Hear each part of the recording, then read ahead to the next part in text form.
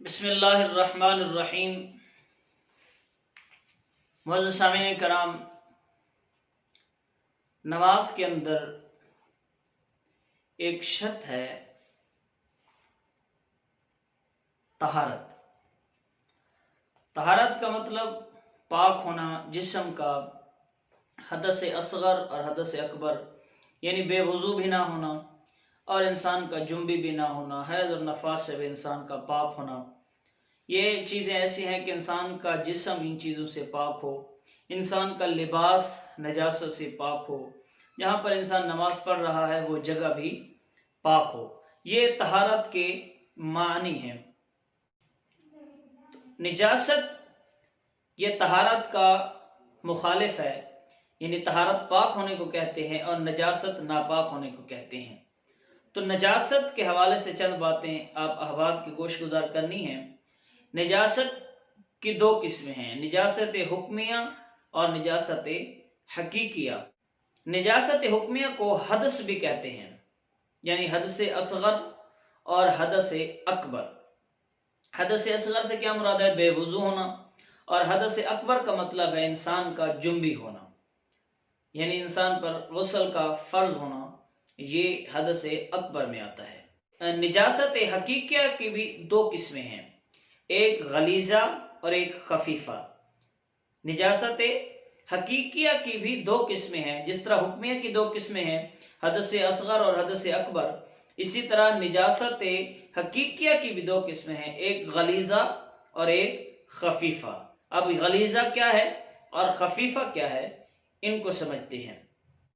جس کا حکم سخت ہو اس کو نجاست غلیظہ کہتے ہیں، اور جس کا حکم ہلکا ہو اس کو کہیں گے نجاست خفیفہ۔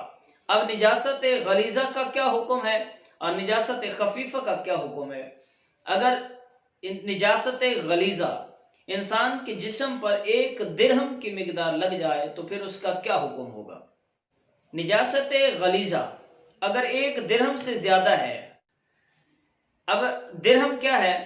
اگر پانی کو ہاتھ پر ٹپکایا جائے ہتھیلی پر تو جو پانی ہتھیلی پر رہ جائے وہ 1 درہم ہوگا، یعنی اگر پانی جب بہنا شروع کر دے گا تو اس کو روک دیں گے تو جتنا ہاتھ کی ہتھیلی پر پانی رہ جائے گا وہ 1 درہم کی مقدار ہوگا۔ اگر اس سے زیادہ نجاست غلیظہ انسان کے جسم پر یا کپڑے پر لگ جائے تو اسے پاک کرنا فرض ہے۔ اگر بے پاک کیے انسان نے نماز پڑھ لی، ضروری ہوگا نماز کو دوبارہ پڑھنا ہوگا۔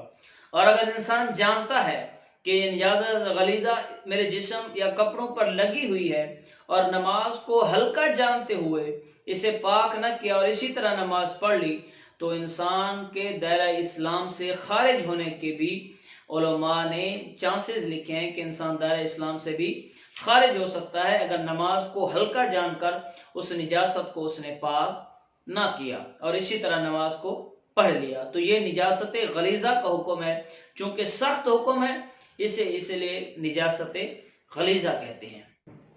اب یہ تو تھا 1 درہم سے زیادہ لگ گئی، اگر انسان کے جسم پر 1 درہم کے برابر لگ جائے تو پھر اس کا صاف کرنا، پاک کرنا واجب ہے۔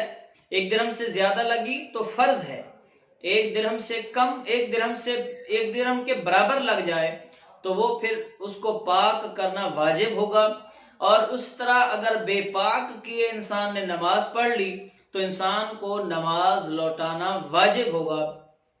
جب فرض تھا 1 درہم سے زیادہ تھا تو نماز ہوگی ہی نہیں، اب یہاں پر جب کہہ رہے ہیں کہ واجب ہے تو نماز ہو جائے گی لیکن لوٹانا اس کو واجب اور ضروری ہوگا کہ یہ اس کو پاک کرنا واجب تھا، اس نے پاک نہیں کیا تو نماز لوٹانا اس کا اعادہ واجب ہوگا۔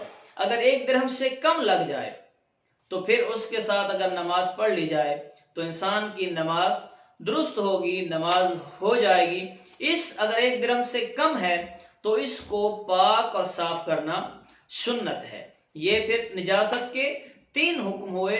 اگر 1 درہم سے زیادہ لگ جائے تو اسے دھونا فرض ہے، 1 درہم کے برابر ہو اسے دھونا واجب ہے، اور 1 درہم سے اگر کم ہو تو اسے دھونا سنت ہے۔ پہلی صورت میں جب فرض تھا تو نماز سرے سے ہوگی ہی نہیں، اور اگر 1 درہم کے برابر تھا تو نماز ہوگی واجب الاعادہ ہو جائے گی، اور جب سنت ہوگا یعنی 1 درہم سے کم کی مقدار میں نجاست غلیظہ انسان کی جسم پر لگی ہو تو پھر نماز ہو جائے گی، اس کو پاک کرنا سنت ہے۔ یہ نجاست غلیظہ کا حکم ہے۔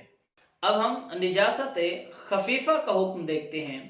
نجاست خفیفہ اگر جسم یا عضو یا کپڑے کے کسی جزو جسم کے کسی عضو پر لگی ہو تو اگر تو وہ 1/4 ہے، اس جسم کا 1/4 ہے، اس عضو کا 1/4 حصہ ہے، اس کے برابر ہے یا اس سے زیادہ ہے تو اسے پاک کیے بغیر نماز نہیں ہو سکتی، اور اگر اس سے کم ہے، 1/4 سے کم ہے تو پھر وہ نجاست جو خفیفہ ہے وہ معاف ہے۔ نجاست خفیفہ کا کیا حکم ہے؟ اگر کسی فرض کیا ہاتھ پر لگی ہے تو اگر ہاتھ کے 1/4 سے زیادہ یا ہاتھ کے 1/4 کے برابر وہ نجاست خفیفہ لگی ہے تو پھر اسے پاک کرنا ضروری ہوگا، اس کے پاک کے بغیر نماز نہیں ہوگی۔ لیکن اگر 1/4 سے کم ہے تو پھر اس کو بغیر دھوئے بھی نماز ہو سکتی ہے۔ اب اگر نجاست خفیفہ یا غلیظہ پانی وغیرہ میں گر جائیں تو اس کا کیا حکم ہوگا؟ چاہے نجاست غلیظہ ہو یا خفیفہ ہو، چاہے کم مقدار میں ہو، جب یہ پانی وغیرہ میں گر جائیں تو وہ کل پانی کو ناپاک